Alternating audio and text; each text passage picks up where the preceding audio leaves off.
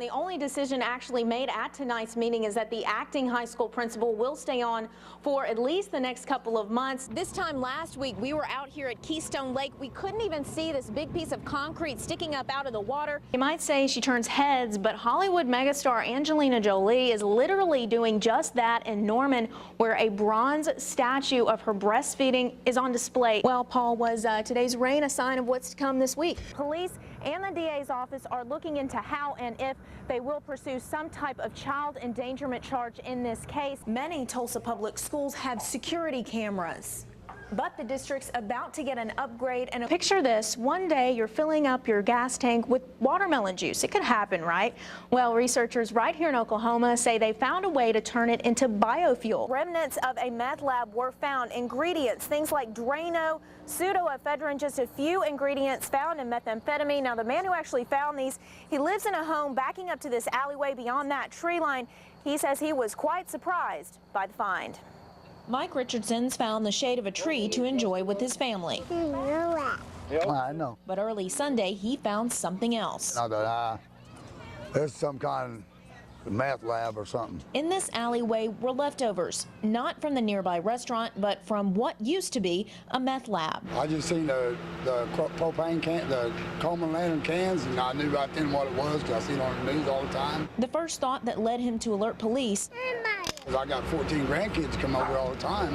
I'd rather for me to find it and them to find it. Richardson's son has 2 daughters and knows how curious little kids can be. My kids, they're always getting in stuff. Knowing what was found so close to home has him now on edge and thinking, what if? The fact that it was behind my mother's house, my kids are here every day, and I don't like that. So now Malone says he'll take a good look outside before letting his kids go out to play, even in the family's own backyard. If I'm walking around the block or something, I'm gonna look closer. What you're looking at right now, ingredients used to make meth. If you spot these along the street or group together, or if you suspect a meth lab in your neighborhood, be sure to alert police. Call the meth hotline, that number 592-METH. Live in North Tulsa, Rebecca Smith, Fox 23 News. Highway patrolman pulled my mom's ambulance over because he's mad we didn't pull over, and he's trying to arrest the police, the AEMT, from taking my mother to the hospital. Let's get this all on camera right now. What he gets on cell phone video are images seen by millions of people on YouTube. After pressure from state lawmakers and the media, including Fox 23, the Department of Public Safety agreed to release 8 minutes of dash cam footage of the May 24th incident. Correcting, okay? You understand? Yes, sir, I do. He's going to jail. Yeah, you don't jump out and talk to a state trooper like that. You understand me? I don't care who you are. You're not running code. You're not running emergency, okay? Right. All right? I didn't just get up behind you and tailgate you and turn on my red lights and siren. I've been going hot over here to help the county out. You understand? Yes, sir, I do. But that call Trooper Daniel Martin states he's running hot to, the video shows he stays there less than 30 seconds. And what about the trooper's claim that the ambulance driver failed to yield to the officer? Paramedic Maurice White told Fox News this week the driver didn't have enough reaction time from the moment he saw Trooper Martin approach from behind. Being a good driver, he cannot aggressively pull the vehicle over because we are transporting a patient and the shoulder is a soft shoulder. Trooper Martin said in a written statement, quote, "I had not observed the ambulance operating emergency lights or sirens, and I was not immediately informed that there was a patient on board or that a dire emergency even existed." Dashcam video shows otherwise. No. I've got a patient. As for the ambulance not using lights and sirens, even though a patient was inside, state law says it's up to the paramedics to make that call. White says he made the right decision in this case, not using them for the benefit of the patient. Breaking news, breaking weather, solving problems. This is Fox 23 News at 9. One Tulsa group is pushing for pit bull awareness. It says the dogs are good pets, but not everyone agrees. First on Fox 23's Robert Nagley gets both sides of the debate. Well, national victims group dogbite.org reports between 2006 and 2008 there were 88 fatal dog bites across the country. Pit bulls were responsible for more than 50 of those.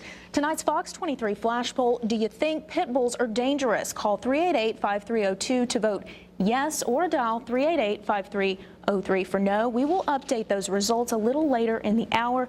And you can also tell us what you think on Twitter or Facebook. Follow us at twitter.com/Fox23.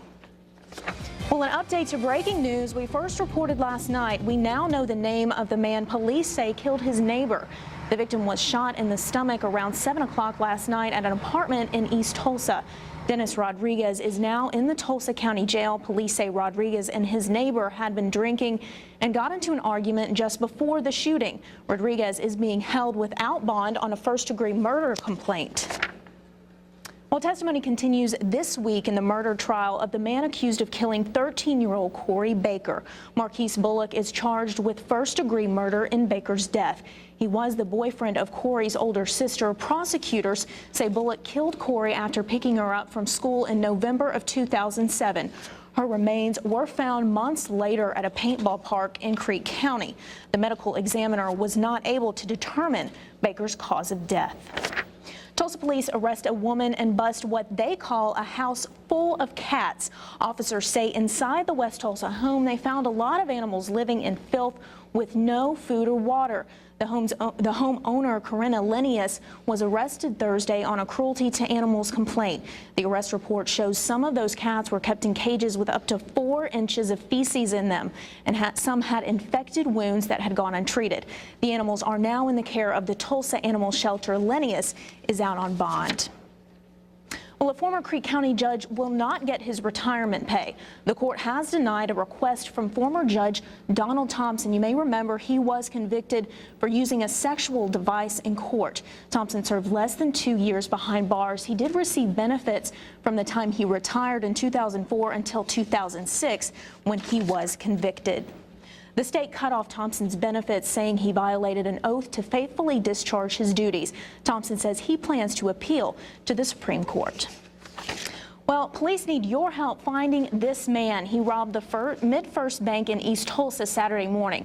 Police say he gave the teller a note saying he had a gun and would use it. He then ran out with some cash. If you think you know where this robber may be, call the robbery tip line at 527-0085.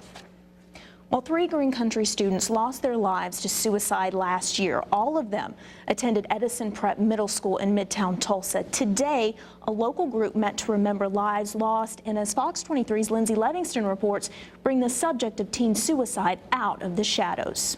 Thank you, Lindsay. And for more information on suicide prevention and how to talk to teens about the issue, go to our website, click on the Fox Box.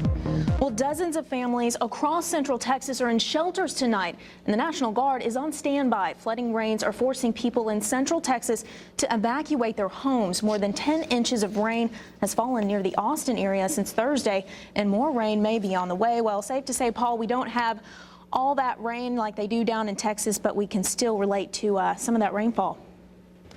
We did see some of that rain kind of creeping up towards us, but the heaviest rain did stay down to our south. Breaking news now. In the search for the missing Yale student, police say they have found a body in the building where Annie Lay disappeared. She has been missing since Tuesday. Investigators have not yet identified the body, but say it does appear she never left the building. More information on this developing situation as soon as we get it. Well, a controversial statue promoting a controversial issue coming up, how one artist is using Angelina Jolie to get more Oklahoma mothers to breastfeed in public. And at 9:45, a gym owner posts a gay slur outside his building, how one mother is fighting back with a message of acceptance. But first, a political battle heats up, why Congress is turning against one of their own, demanding an apology.